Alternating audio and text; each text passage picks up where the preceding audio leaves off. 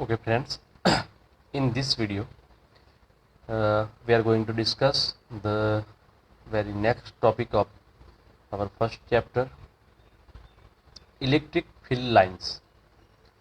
So this is somewhat IMP question, another IMP question, okay, and have been asked 2 or 3 times in a very recent syllabus. So this is IMP question, and you will be asked like write down the characteristics of electric field lines. Okay, so in such way you will be asked the question electric field lines. So here we are going to discuss few things about electric field lines, and then what is to write in the theory, that is the characteristics of electric field lines. So friends, here you see the figure, okay, that we have discussed in dipole. Suppose we have a dipole here. This is say a positive charge and this is say a negative charge, and thus we make a dipole here. So in our dipole of the system, this is the positive charge, this is the negative charge, and this is the line joining the dipole, say our axis. Okay, now in the previous part of the dipole we discussed how the electric field of the dipole will look like. Here we will try to understand electric field, its characteristics, and how electric field will be look like. Here the plus q charge that is in the dipole, and here is the minus q charge. They are both same in the magnitude, just sign is opposite. Now we want to draw electric field lines for a dipole. Then we require a positive unit charge. Say we have a positive unit charge here. Must remind that this is the positive unit charge, and this charge is placed at the certain point in the space. चलो सोच लो कि हमने यहाँ पर एक positive charge, वो unit positive charge हो तो बेटर है, हमने यहाँ पर प्लेस किया है. तो क्या होगा दोस्तों कि यहाँ का जो पॉजिटिव चार्ज है वो उसको रिपल्सिव फोर्स इस डायरेक्शन में लगाएगा, राइट. रिपल्सिव फोर्स है पॉजिटिव चार्ज का यहाँ पर लग गया, और जो नेगेटिव चार्ज है वो भी उसी वक्त उसको अट्रैक्ट करेगा इस डायरेक्शन में. ओके, अब देखिए कि ये पॉजिटिव चार्ज नज़दीक है तो उसका फोर्स जो रिपल्सिव फोर्स है वो ज़्यादा है, और नेगेटिव चार्ज का जो फोर्स है वो कम है. चलो यहाँ पर हम पैरेललोग्राम ड्रॉ कर देते हैं इस तरह से कुछ. तो ये जो हमारा हाइपोटेनियस बनता है, मतलब कि हमारा डायगोनल लाइन जो बनता है वो रिजल्टेंट फोर्स बताएगा. ओके, तो बात कुछ ऐसे हुई कि हमारा जो जो यहाँ पर पॉजिटिव चार्ज था उस पर ये वाला रिपल्सिव फोर्स था, ये चलो हम निकाल देते हैं. ये वाला एट्रैक्टिव फोर्स है, निकाल देते हैं. चलो, तो ऐसे रिजल्टेंट फोर्स हमारा कुछ बचता है. इस डायरेक्शन में रिजल्टेंट फोर्स आएगा तो हमारा वो जो हमने यहाँ पर रखा वो पॉजिटिव चार्ज जो है वो इस डायरेक्शन में जाएंगे. हम क्या करते हैं कि यही चार्ज को उठा के हम यहाँ पर रख देते हैं. ओके, तो उसका फोर्स देखेंगे किस डायरेक्शन में है, यहाँ पर रख देते हैं किस डायरेक्शन में है. तो ये जो चार्ज है हमारा उसको अलग अलग पॉइंट्स पर रखेंगे और किस डायरेक्शन में फोर्स लगता है वो देखेंगे. बाद में क्या करेंगे, हम यहाँ से लेकर यहाँ तक एक कर्व ड्रॉ करेंगे, इस तरह से कर्व्ड लाइन ड्रॉ करेंगे, उसका ये टेंजेंट बन जाएगा, टेंजेंटियल लाइन. ये हमारा हो गया electric field. Okay, so very simply electric field जो है वो लाइंस पॉजिटिव से निकलती है और नेगेटिव में इस तरह से टर्मिनेट होती है. ये बन गई हमारी इलेक्ट्रिक फील्ड लाइंस. उसको ड्रॉ करने के लिए हमें क्या चाहिए, हमें एक यूनिट पॉजिटिव चार्ज चाहिए. वो जिस डायरेक्शन में ट्रैवल करेगा वो बन जाएगी हमारी इलेक्ट्रिक फील्ड लाइंस. तो हमारी इलेक्ट्रिक फील्ड लाइंस ऐसे कुछ बन जाएगी. यहाँ पर अगर हम पॉजिटिव चार्ज रखते हैं तो हमारी फील्ड लाइंस कुछ ऐसे बन जाएंगी. वो इस डायरेक्शन में ट्रैवल करेगा, ऐसे ट्रैवल करेगा। ओके, तो ये हमारा डायपोल का इलेक्ट्रिक फील्ड बन जाएगा इस डायरेक्शन में। ओके, तो यहाँ पर आप देख सकते हैं कि फील्ड लाइंस जो है वो हमेशा पॉजिटिव चार्ज से ओरिजिनेट होती है, मतलब कि इस तरह से पॉजिटिव चार्ज से ओरिजिनेट होके वो नेगेटिव चार्ज में इस तरह से टर्मिनेट होती है, ऐसे नेगेटिव चार्ज में टर्मिनेट होती है। ओके, तो ये डायपोल की फील्ड लाइंस हो गई। So this idea was first suggested by Faraday. यहाँ पर हम देखेंगे electric field line is a curve drawn in electric field in such way that the tangent to the curve at any point is in the direction of net electric field at the point। मतलब क्या है कि यहाँ पर समझो कि हमें electric field चाहिए, तो यहाँ पर इलेक्ट्रिक फील्ड जो होगा, समझो कि यहाँ पर इलेक्ट्रिक फील्ड इस डायरेक्शन में है, तो हम यहाँ पर एक कर्व लाइन ड्रॉ करेंगे जिसका ये इलेक्ट्रिक फील्ड हमारा टेंजेंट बनेगा। ओके, तो इलेक्ट्रिक फील्ड ऐसे ड्रॉ हम कर सकते हैं। वो सब बातें हैं, वो तो हम एक्चुअली बाद में कर सकते हैं, but we are very much focused to our IMP theory which is electric field lines. तो उसकी जो कैरेक्टरिस्टिक्स है वो हमें यहाँ पर लिखनी है। एक 2 मार्क्स का क्वेश्चन जनरली होता है, उसमें 4 कैरेक्टरिस्टिक्स लिखनी होती है, पर वो ऐसे भी क्वेश्चन आस्क कर सकते हैं कि write down the characteristics of electric field lines. Okay, so here is first characteristics, electric field line starts from positive charges and end at the negative charges। okay, that is very much to our concern। चलो दोस्तों, यहाँ पर हमारा जो electric field था उसकी एक figure मैंने ली है, और यहाँ पर हम कैरेक्टरिस्टिक्स देखते हैं कैसे काम करती है। तो ये जो हमारी फील्ड लाइंस है वो पॉजिटिव से निकलती है, आप देख सकते हैं यहाँ पर। तो पॉजिटिव से निकल के वो नेगेटिव चार्ज में टर्मिनेट होती है, तो ऐसे हमारा डायपोल का इलेक्ट्रिक फील्ड रहता है, बराबर। तो हमारा फर्स्ट कैरेक्टरिस्टिक्स जो है वो तो इजी है, अंडरस्टैंड।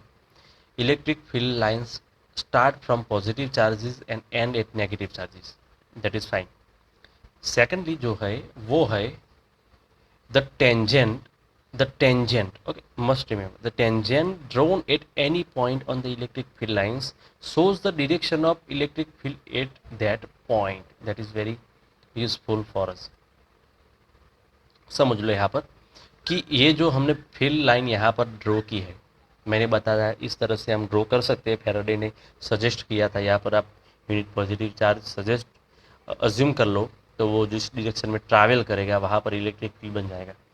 तो ये जो इलेक्ट्रिक फील्ड है उसके किसी भी पॉइंट के पास अगर आपको इलेक्ट्रिक फील्ड चाहिए, समझ लो यहाँ पर आपको इलेक्ट्रिक फील्ड चाहिए, तो यहाँ पर जो टेंजेंट आप ड्रॉ करोगे वहाँ पर वो पॉइंट के पास इलेक्ट्रिक फील्ड होगा। ओके, तो हमारा इलेक्ट्रिक फील्ड इस डायरेक्शन में बन जाएगा। फ्रेंड्स, हमेशा याद रखिएगा कि जहाँ पर हमारे मैथ्स और फिजिक्स में जहाँ पर कर्व ऐसे कर्वेचर होते हैं, हमेशा वहाँ टेंजेंट काम करता है। समझ लो कि आपको यहाँ पर डायरेक्शन चाहिए, तो आपको क्या करना पड़ेगा, आपको वहाँ पर एक टेंजेंटियल लाइन ड्रॉ करनी पड़ेगी। और टेंजेंटियल लाइन जो आप ड्रॉ करेंगे, समझो कि इस डायरेक्शन में हमारा टेंजेंट होगा, तो इस डायरेक्शन में हमारा इलेक्ट्रिक फील्ड होगा। समझो कि हमें यहाँ पर इलेक्ट्रिक फील्ड चाहिए, then at that point the electric field will be in the tangential direction. Okay, so that is very much easy to understand। The tangent drawn at any point on the electric field line shows the direction of electric field at that point।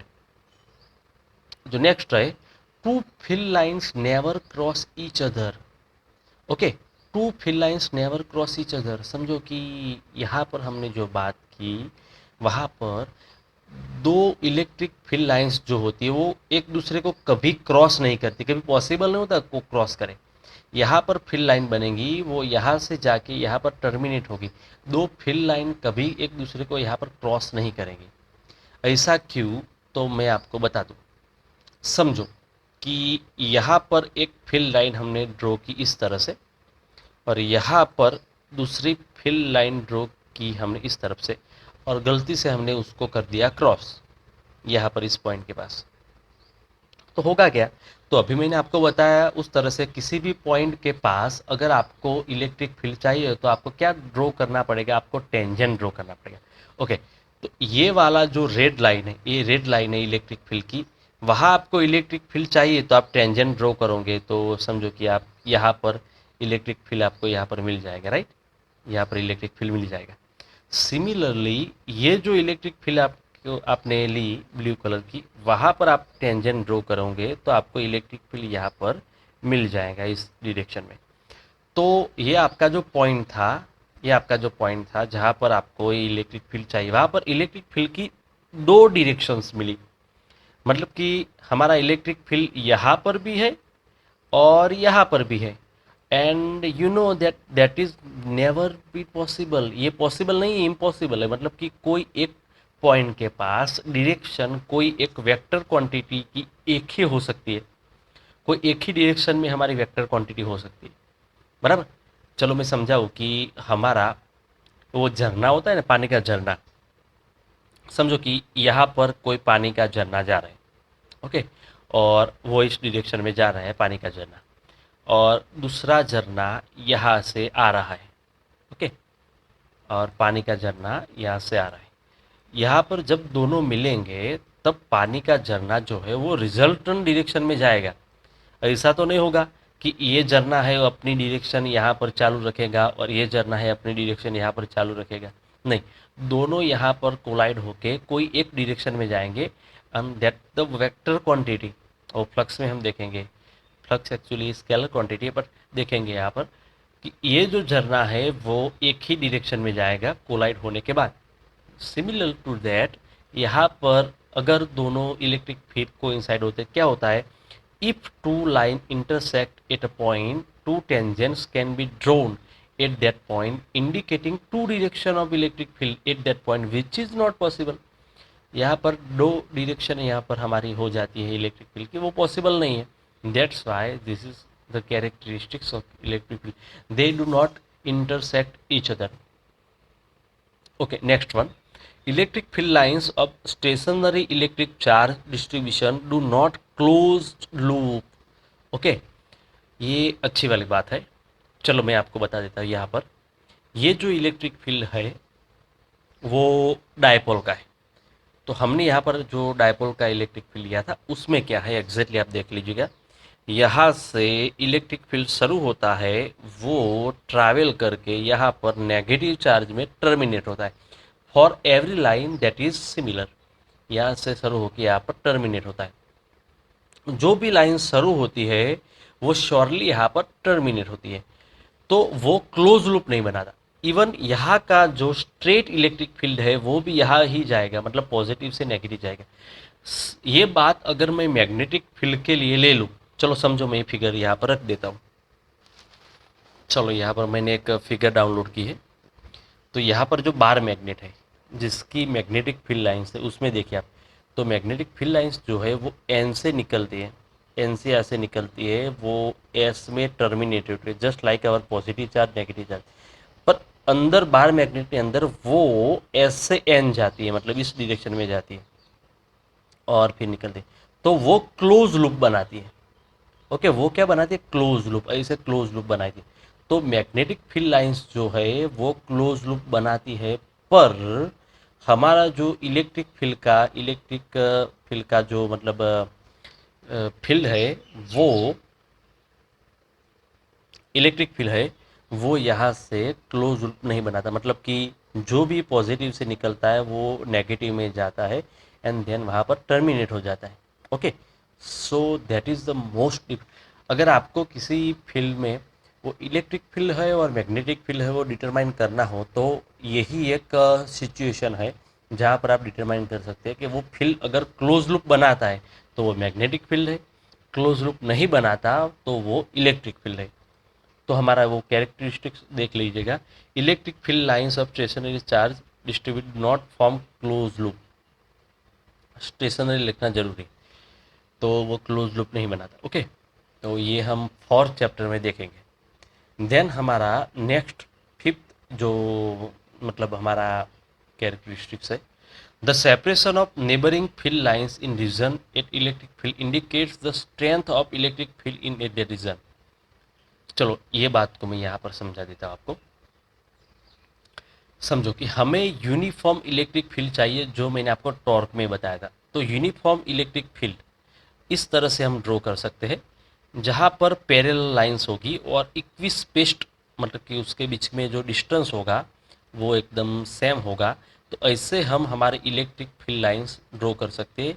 This is called uniform electric field lines. Okay. और समझो कि non uniform electric field lines हो तो वो कैसी दिखेंगी, ऐसे दिखेंगी। यह है non uniform electric field lines. Okay. तो इसमें डिफरेंस क्या है? तो ये जो non uniform electric field lines है, non uniform uniform electric field lines. Okay. तो इसमें जो डिफरेंस है वो ये है कि ये नॉन पैरेलल लाइंस है। तो यहाँ पर जो लाइंस है वो एक दूसरों के बीच में डिस्टेंस ज़्यादा है। अगर आप यहाँ पर कोई यूनिट एरिया ड्रॉ कर दे, मतलब वन यूनिट एरिया, मतलब 1 मीटर बाय 1 मीटर का कोई एरिया ड्रॉ कर दे, और यहाँ पर आप एरिया ड्रॉ कर दे, सेम एरिया यहाँ पर ड्रॉ कर दे, तो जो लाइंस होगी उसका मतलब उसका कंसंट्रेशन और नंबर बोलेंगे आप। तो यहाँ पर 2 एरिया में पास होती हुई लाइन है, यहाँ पर 4 लाइंस है। मतलब हुआ ये कि यहाँ पर जो है इलेक्ट्रिक फील्ड वो वीक है, क्योंकि electric field lines, the number of electric field lines are less with compare to this one. यहाँ पर इलेक्ट्रिक फील्ड स्ट्रॉन्ग है। तो मतलब यहाँ पर इलेक्ट्रिक फील्ड जो होता है उसकी जो the separation of neighbouring field lines in the region of electric indicates the strength. मतलब यहाँ पर सेपरेशन ज़्यादा है, मतलब कि यहाँ पर फील्ड लाइन वीक्स है, वो यहाँ पर कंसंट्रेट होती है, मतलब यहाँ पर स्ट्रॉन्ग है क्योंकि सेपरेशन लेस है। चलो ये भी आप समझ सकते हैं। वो जो मैंने एरिया की बात बताई वो यहाँ पर आपको मिल जाएगी, और जो डायपोल का इलेक्ट्रिक फील्ड है वो यहाँ पर ड्रॉ किया है। और द लास्ट में for field lines of uniform electric field are mutually parallel and equidistance. Okay. तो ये यूनिफॉर्म इलेक्ट्रिक फील्ड जो होता है वो पैरेलल और इक्वी डिस्टेंस होता है, मतलब कि उसके बीच में जो लाइन के बीच में जो डिस्टेंस होता है वो इक्वल होता है। तो ऐसे हमारी फील्ड लाइंस बन जाती है। तो आपको क्या करना है, यहाँ पर कैरेक्टरिस्टिक्स जो होती है एक्चुअली आपको फॉर कैरेक्टरिस्टिक्स लिखने को दी जाएंगी, पर ये आपको प्रिपेयर करनी है 1 2 1 ये वाली पूरी, 2 3 ये वाली इतनी। ओके। ये बात लिखनी जरूर नहीं है। ओके, वो समझने के लिए। फोर्थ ये वाली पूरी, फिफ्थ इसमें ये बात जो है वो लिखनी जरूर नहीं है, आप समझने के लिए वो रख सकते हैं। और देन सिक्स ये वाली, तो सिक्स में से किसी फॉर कैरेक्टरिस्टिक को लिखना होता है, पर आपको ये पूरी रिमेंबर करनी है। तो फ्रेंड्स ये बात आप समझ सकते हैं। So this is a little video about electric field lines and it's characteristics.